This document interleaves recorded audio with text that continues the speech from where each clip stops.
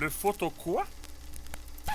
Si la Terre était recouverte de panneaux solaires, 1 heure suffirait pour couvrir les besoins énergétiques mondiaux pendant 1 an. En plus, cette énergie inépuisable et partout accessible génère peu de gaz à effet de serre. Du tout bénef, quoi. L'énergie solaire sert à 2 choses.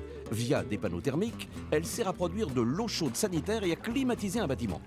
Des capteurs condensent l'énergie solaire, laquelle chauffe les tuyaux dans lesquels circule l'eau. Via des panneaux photovoltaïques, l'énergie solaire sert aussi à produire de l'électricité. Ah, c'est cool le photovoltaïque.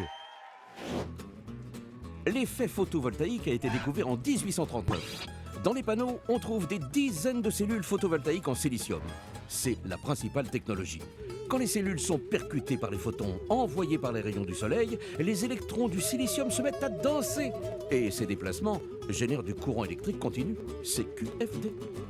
Transformé en alternative via un onduleur, le courant peut être directement consommé après sa production, pour faire fonctionner sa machine à laver par exemple. On trouve aujourd'hui plein de nouvelles applications, comme le rechargement des batteries des voitures électriques ou l'alimentation de l'éclairage public et la signalisation lumineuse. Dans l'espace, ça fait 30 ans qu'on les utilise, ces panneaux.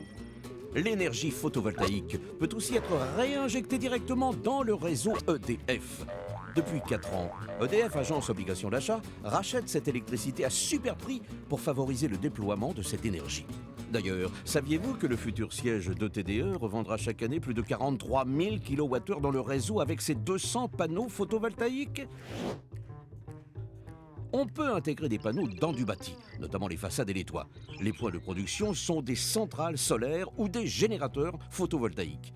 On peut aussi les placer sur les ombrières de parking ou carrément au sol. Ces grandes centrales, on les appelle plutôt des fermes ou des champs solaires.